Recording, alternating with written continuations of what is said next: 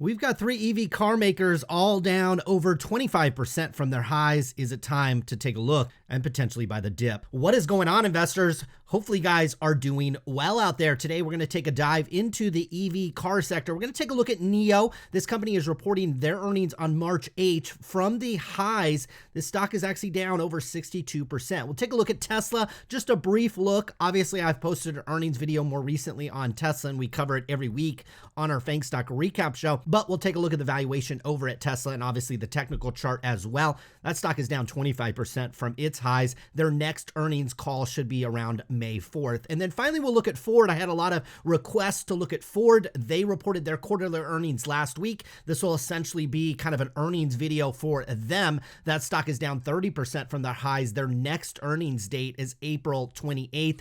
I do have timestamps down below if you want to jump around to any of these stocks. Now, before we dive in to each individual company, what I want to do is take kind of a broader step back and just look at these from a price to sales basis. Price to sales is a traditional valuation metric that I tend to look at a little bit more maybe than price to earnings, especially when we're looking at these companies. Some of them make money, some of them are retooling. If you look at like a Ford and a GM, these companies are more or less transitioning into EVs. It's going to be a slow transition for them. We also have companies like Nio, Xpeng, and Li Auto. Essentially, some of them are profitable, most of them aren't. And then finally, we have Tesla, which gets the premium of the group. And so I like to look at this from a price to sales basis because look, a sale over at Nio, a sale over at Tesla, a sale over at Ford is essentially the same among all of these companies. What we're seeing is the multiples start to compress a little bit as these stocks start to pull back. Tesla still gets the premium. You're paying 19 times sales for Tesla. Might sound a little bit crazy. We'll look at it from an earnings perspective and certainly like kind of a futures earnings and future sales perspective with Tesla.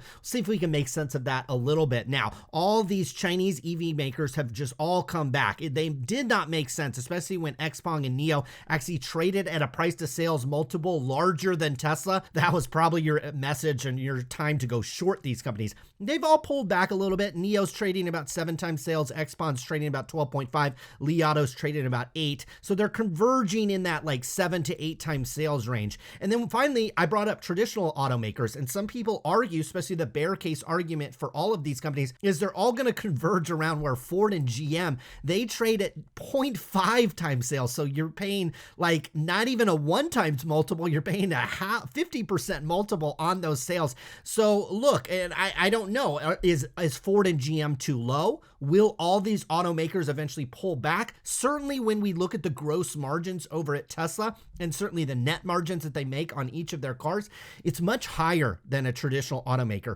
Will that continue into the future? Those are discussions that we certainly will have over really, quite frankly, the next couple of years with all of these companies. But it appears, at least in the shorter term, Tesla is able to make cars not only more profitable, but also are able to introduce other sources of income that, quite frankly, Ford and GM just have not been able to do. Let's start things off with Nio. Over the last year, the stock is down 58%. This is why we emphasize here on the channel that if you're going to buy these speculative companies, you have to get them at the right price, because you could have bought this one and it doesn't matter really what it does over the next year, maybe even 2 years. It's going to be tough to get back this 58% loss. So if you're buying speculative stocks, unprofitable stocks, you gotta be really careful about when you get into them. And I would strongly urge you to very, very slowly inch into them. With trading fees basically zero across all apps, there's absolutely no reason why. Even if you wanted $10,000 of Nio,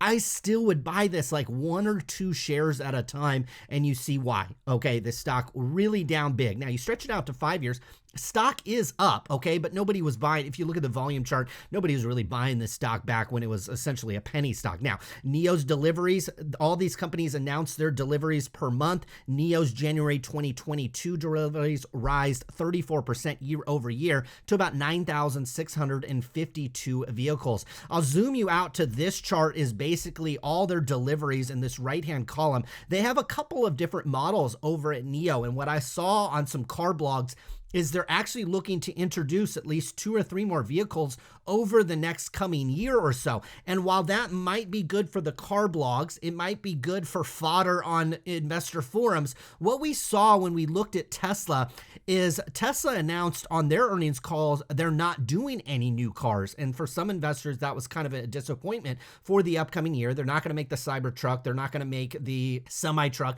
They're not even working on the $25,000 car that Tesla has kind of long rumored. And a lot of investors were kind of disappointed by that. But Elon Musk made the point, well, look, from an efficiency standpoint, from an operation standpoint, from a revenue and profit standpoint, it actually is better just to keep their head down and keep making these cars. So we'll think about that broadly with Nio, the fact that they already have 3 models. They're introducing 2 or 3 more in the next year or so to compete with other brands of cars. And that might be good from a press release perspective, but we'll see if it really is good from kind of an operation perspective. Might not be the best, but we've seen over the last year or so, this company is now comfortably kind of in this 10,000 car delivery every month. Now, they had this one area in October where they only delivered 3,667 cars, partly due to chip shortages, but also, again, what we talked about, how they're reintroducing cars, they're updating their models. Well, it puts their factories kind of offline for a little bit. And you might be also wondering, well, look, January came in at 9,652 cars. The previous months were all over 10,000, again, minus the anomaly kind of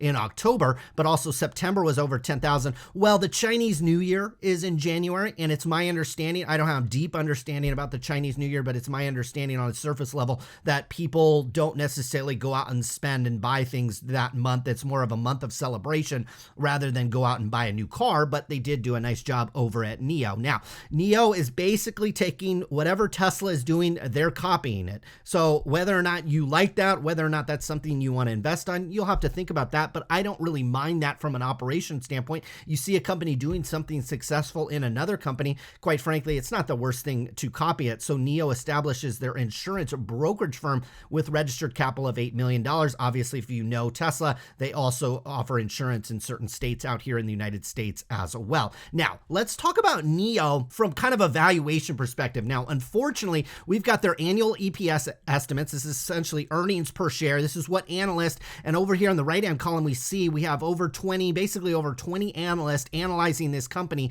and you kind of get a range on what they're going to earn. So this year, they would expect them to earn $1.47, negative $1.47, up to maybe a negative 37. So you're wondering, when's this company going to turn positive? Well, next year, there's probably only one analyst or a couple of analysts assuming that this company is going to be profitable and only on a 10 cents per share basis. So you can't really analyze Nio from a profitability perspective, even going into the next calendar year, because it doesn't appear that the company is going to be profitable. So you want to think about that from an investment standpoint, okay? Nio is not profitable. It's also a Chinese EV automaker, so it's not profitable. It makes EVs, and it's based and gets most of its business in China. And we could pull up a chart of Alibaba. We could pull up a chart of a lot of EV makers. All of those sectors, there's a group of investors that don't like it. There's groups of investors that will not invest in China stocks because they don't believe in the accounting. They don't believe what they're seeing. There's people that won't invest in EVs. There's especially people that won't invest in non-profitable EVs. So Nio has all of that. That is why this is a highly speculative stock, and I think you need to be very, very careful about the levels you pick when you get into them. Now, we'll come over here from a technical perspective here in a moment, and we'll talk about, are there some levels that start to make sense with Nio? I think you need to analyze this. A lot of you probably have this nailed down from a fundamental perspective. You know all about these models. You're comfortable with investing in Chinese stocks. You need to get comfortable with the technicals on this one, okay? Because it paints a very, very clear picture, and it paints a picture when you can get into this. Now, we can analyze this from a revenue perspective, just like I brought up at the beginning of the show, kind of a price to sales basis with Nio. We can analyze Nio from that basis, right? They're generating revenue. It's not one of these kind of pre-revenue, pre-profit EV companies. They actually have deliveries and they have profit. So this calendar year, most analysts are projecting about $5.64 billion. That gives you a forward price to sales basis. Again, we haven't gotten that Q4 number yet for Nio. We'll get that in another month or so. We'll get that in March March 8th to be specific. If you come in at this $5.6 billion and we're factoring in the current price of Nio, right about $24 per share, well, all of a sudden now you're paying about 6.75 times sales. Now, again, 24 analysts are analyzing this company, and in the upcoming year, they're expecting revenues to be about $9.8 billion. On the high end, you're expected to maybe go as high as $12 billion. On the low end, about $8 billion. So right there in the middle, $9 to $10 billion. If you were to buy Nio at the current price and next year they get to about $10 billion in sales, you're going to pay, you're basically forward on that price to sales multiple, you're paying about 3.85 times. And then obviously if we bring up this price to sales, well, that's basically cutting this in half, and you're getting down to levels, you're not where Ford or GM is, but you're well under what Tesla is likely to be. And so you could start to make an argument on this revenue growth that if this revenue continues to grow in the right direction, well, yeah, you are buying their forward sales at a pretty low multiple. Certainly historically to Nio, it would be incredibly low. Now, in terms of Nio's technicals, they have completely broken down. We created a higher set of highs here, lower set of highs, lower set of highs here. We broke through a very critical level of resistance that was sitting here at about $27 per share. Now, what you have to expect with Nio, even if you were to get a bounce here and a rebound, this area at about $27 per share, which is about $2 to $3 higher than where the stock is, this will act as a little area of resistance. Also factor in, we are in a downtrend, okay? We, like I showed you, higher set of highs, lower set of highs, lower set of highs. Even if we retrace back up over 25, 26, 27, even $29 per share,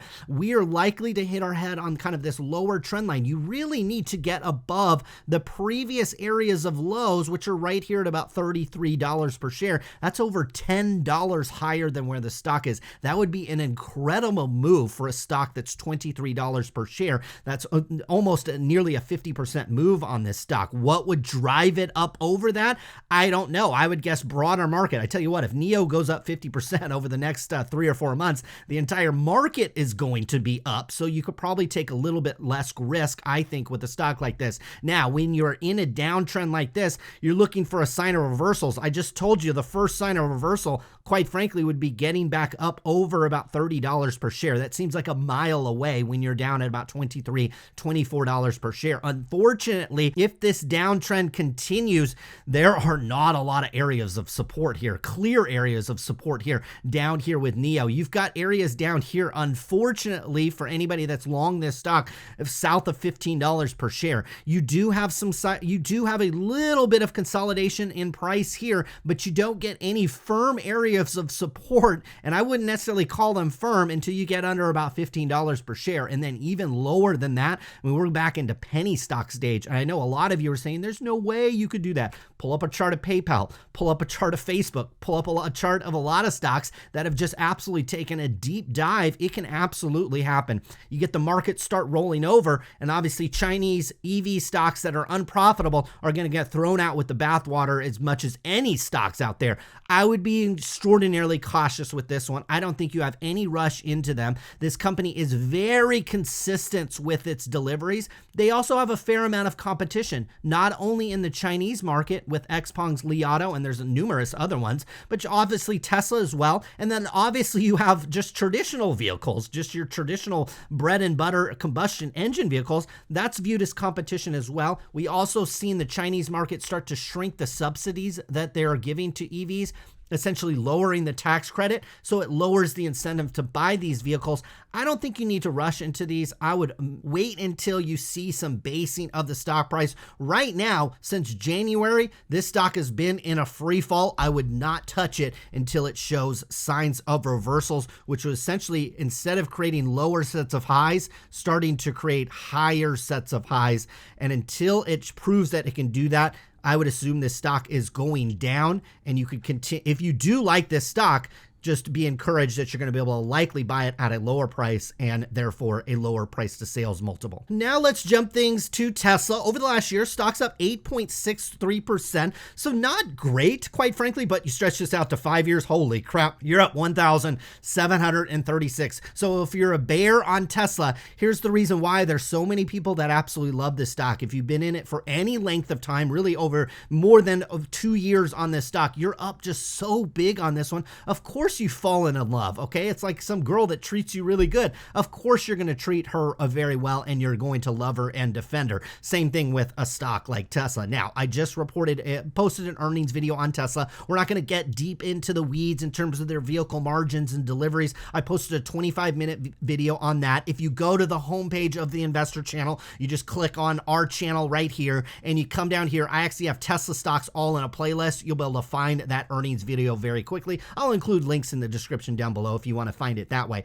Let's take a look at Tesla. We'll look at it from an earnings perspective, but we'll also come over here from a technical perspective as well. We'll look at what's going on with Tesla. Obviously, we do this every Friday on our FANG Stock Recap show. Now, what a lot of investors, I think, especially the bear case, they kind of ignore some of the positive trends that Tesla has been doing. And I'm not going to be trying to cheerlead Tesla here, but there are some very positive things going on at Tesla, not only from a revenue standpoint, but believe it or not, from a positive EPS standpoint. So earnings per share, these are estimates coming up for the upcoming year that expected to do about $10.42. Now, the high end of that range, and you got 32 analysts looking at Tesla. Tesla also reports their delivery numbers essentially every month as well. You get really good visibility into Tesla's earnings and their profits. And considering they're not doing any new cars, they're not doing a huge amount of CapEx this year, it'd probably be in line with what we've seen in the past. We should get very good estimates, I think, on Tesla's earnings. Obviously, you could factor in things like chip shortages and other things like that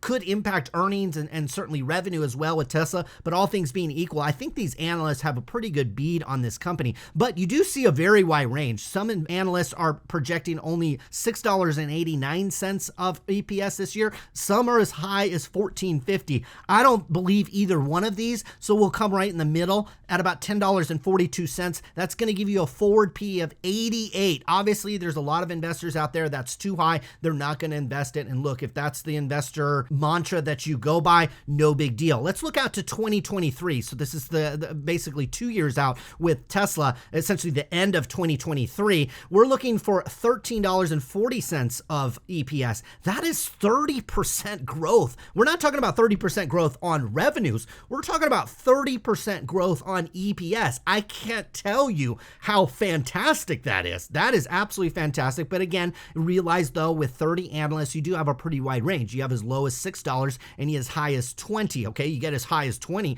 The stock probably has a lot of room to run. Okay, so if you get to $13.40 in EPS by the end of 2023, and you buy Tesla right now at $926 per share, you're essentially buying forward earnings at about 68. Again, very rich considering where you look at some other stocks as well. But keep in mind that if there are some analysts that will project, we don't have 2024, 2025, and so on in terms of EPS. There are analysts out there that are thinking this company has at least 3 to 4 or 5 years of 20 to 30% EPS growth year over year, especially as they shift more into maybe software like full self-driving and other types of apps that they might be able to include on their car. And those gross margins will be even higher than the cars are. Well, all of a sudden your forward PE will next year maybe go down to 40. Maybe you're paying 3 or 4 years out, 20 times, 30 times earnings. That certainly can be more attractive. Now let's look at from a revenue perspective. So we'll look at it from kind of a forward price to sales. This year, the company is expected to do about $81.2 billion. The high end is expected to be about 93, the low end about $64 billion. So you're paying forward this calendar year about 11 times sales. Right now, at the current moment, you're paying about 19 times sales on Tesla. That's based on last year's earnings. This is the forward price to sales. This is based on projections where people think this company will be at the end of 2022, where you're paying about 11 times sales. And then take a look at this revenue growth. You're expected to go from 81 billion up to about 103 billion. Again, I think that's about 30% growth. Analysts are basically in the midpoint of analyst estimates. You're expected to grow your revenues by 30% and your earnings 30% year over year. If you are able to do that with Tesla, you're going to get about 9 times sales at the end of 2023. Again, that would take you into the camp actually south of Xpeng right now and about where Nio is at the current time. Now, is it as low as Ford and GM? Absolutely not. But again, if you look at the per vehicle margin that Tesla is squeezing out, it's astronomically better than any car maker, quite frankly. That is why Tesla, and I'm not saying this is necessarily right or wrong, but probably the primary reason Tesla gets a premium on their price to sales and their price to earnings multiple is per car, they earn way more than anybody else. And you have analysts, even kind of in the midpoint of that, are projecting for 20 to 30% growth year over year for the next 2 years. Well, yeah, you're going to have to pay a premium for that when you're growing it that quickly. Now, let's take a look at Tesla from a technical perspective. If you follow this show, you could go to my earnings video. I'm going to say the same thing that I do here every Friday. Also, if you go to our channel, the top playlist is our Fang Stock recap show. That's every Friday. There are timestamps on all of these if you want to just jump to the technical analysis of Tesla. Well, you know I've been saying the same thing with this one. We have a layer of support here at about 890. If you break below that, it is kind of bearish. We have broken below it, but the stock has recovered very nicely. There's a lot of people defending the stock price of Tesla right here at $900. And I bet it's the same people that are looking at these earnings and revenue estimates for the next 2 to 3 years and realizing that, look, they've probably paid a much higher multiple for Tesla. The fact that this company is starting to turn very much profitable and certainly still growing their revenues at a very high clip has investors excited. But what we would like to see with Tesla in the shorter term is you'd like to get above these highs, probably back up here at about 960. Okay, you got to move back up here. It hasn't really broken this downtrend because you see here we got a series of highs, lower set of highs. Even if we break back above it, we've got another kind of a lower series of highs. But quite frankly, I have this blue line right here, this thicker blue line. We are still locked in an uptrend on this one. And until you break that solidly, again, we've talked about how we've kind of wicked through it and kind of broken down intraday below it. But other than that, this stock has held this green level of support, which were the previous highs back in January of this year at about $900 per share. And it is still holding this upper trend line. If this stock just kind of does a slow walk up this trend line, well, look, in a couple months, you'll be back up over $1,000 per share. This level is holding with Tesla, and we'll have to assume that it will hold until it doesn't. Now, if you want to trade Tesla, if it does get a bounce and it moves back up here to $1,100, $1,200 per share, I would expect sellers to materialize up in these range. And this stock essentially, I think the best case for Tesla, you break above the all-time highs, you get above 1,200. This thing could go to 2,000, quite frankly. But, best case scenario, I think for the valuation of the stock and probably the health of the stock is actually just to simply chop in this range and move upwards, start pulled forward those sales and those earnings. Obviously, those multiples start to compress a little bit and the valuation will make more sense to even more investors. And this stock could resume its uptrend at some point. Now we're going to take a look at Ford. This will be more a traditional valuation and also our video where we'll look at the earnings. Ford reported earnings last week. I didn't do an individual video on it on our channel. I just didn't quite have time for it, but I knew I was going to come back this weekend and look at it. So we'll look at the revenues, the profits, basically the full year profits over at Ford. I got to be honest with you, things are actually looking pretty darn good at Ford. And look, the stock price is rewarding shareholders that have been in this one over the last year. This stock's up huge, up 57%. Hello. And then when we come over here and look at it from a technical perspective, this one actually did kind of exactly what we thought. So we were doing those EV stock shows, and this is essentially the EV stock show. We thought that this stock was going to come up here and then pull back, and it's pulled back nicely. Spoiler alert, holy cow, we're at just a fantastic technical level with Ford. We'll talk about that. We'll talk about if I might even come in here and step in and buy this one. We'll talk about that here in a second. Now, let's take a look at Ford from kind of a Ford earnings and a Ford revenue perspective. So right now, analysts, you've got about 18, 19 analysts looking at this one, and it's a pretty wide range. Honestly, for this year, you're expected to do about $2 per share in earnings. That would get you a forward PE, not a forward price to sales, a forward PE of just 8. So this one, even though it's still up 50% over the last year, this stock is still, I would consider a value stock. I don't care what sector you're looking at. A forward earnings of just 8 or basically close to 9 is incredibly cheap in today's market. You look at the upcoming year in 2023, by the end of that year, they're expected to do about $2.39. You're paying only 7.5 times earnings on that. And then you do have analysts all the way up to about $3.85.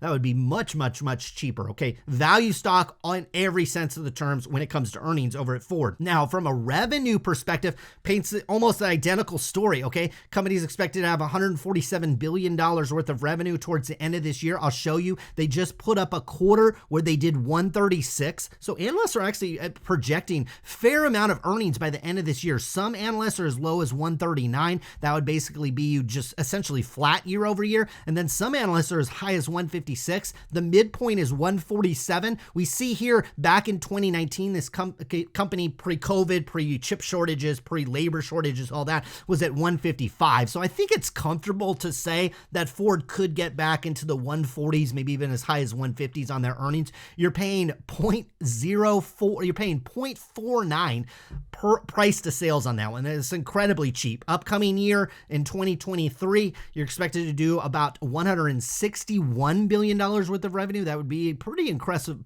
growth. You have on the low end, some people saying as low as 150. I think a lot of people are assuming by 2023, calendar year 2023, you're expected to probably have labor and chip shortage kind of more or less behind you. You also have more EVs being pumped out over at Ford. And so a lot of people are expecting this earnings to get up above, or excuse me, revenue up above 150, maybe even as high as 160. And again, you're paying a fraction. I mean, you're paying fractions per sale on that one. This is a value stock if you've ever seen one. Now, in terms of the revenues, here's our income statement. We got a fourth quarter view of this one. We'll just look at it from a yearly view since that's what we've got here over at Ford. And there's some really, really good things going on at Ford. There's a reason why this stock is up. If some of it is due to kind of just this technical move that it's made, but some of it is due to the fundamentals as well. Take a look at this year over year. Obviously 2020, very challenging year for any manufacturer, pretty much anybody, right? We know what happened in 2020. It was a rough year. 2021, we've gotten a little bit back to normal. Obviously in the automobile sector, you have a little bit of chip shortage, a little bit of labor. You have a lot of challenges there as well, but look how nicely they grew their revenues over at Ford from 127 all the way up to this 136.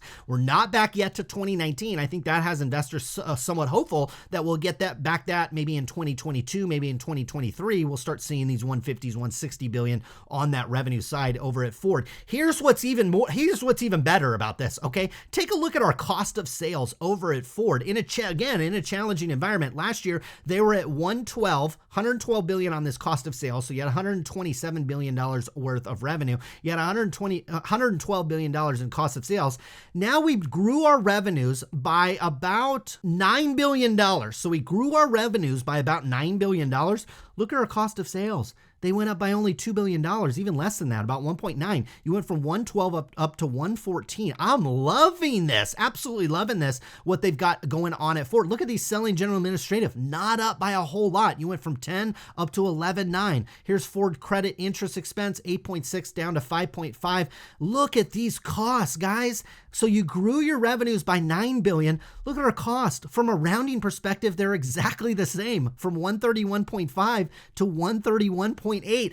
If I could give them a round of applause right now, I would. And so obviously, when you have your revenues growing like this and your costs basically staying the same, your operating income, you guessed it, is going to go way up. Look at this, from a negative 4.4 billion all the way to a positive 5.5 billion. The bull case in Ford is right here in front of you. This is absolutely fantastic. Now you get to add back in some other income as well. I think a lot of this, I think about maybe 9 or 10 billion of this is Rivian, their stake in Rivian that really cashed out. Well, you get to factor that in. $14 billion there. Boom. We come all the way down to net income, $17.9 billion. Again, we're factoring in a lot in a stake of an unprofitable EV company, but this company has the ability to make those investments and they're there to make them, okay? And they're a great partner, okay? Ford is a great partner when it comes to these startup EV companies. So while I wouldn't expect this to reoccur year after year after year, it will come up enough that I think you can kind of almost factor it in a little bit to what you're evaluating for.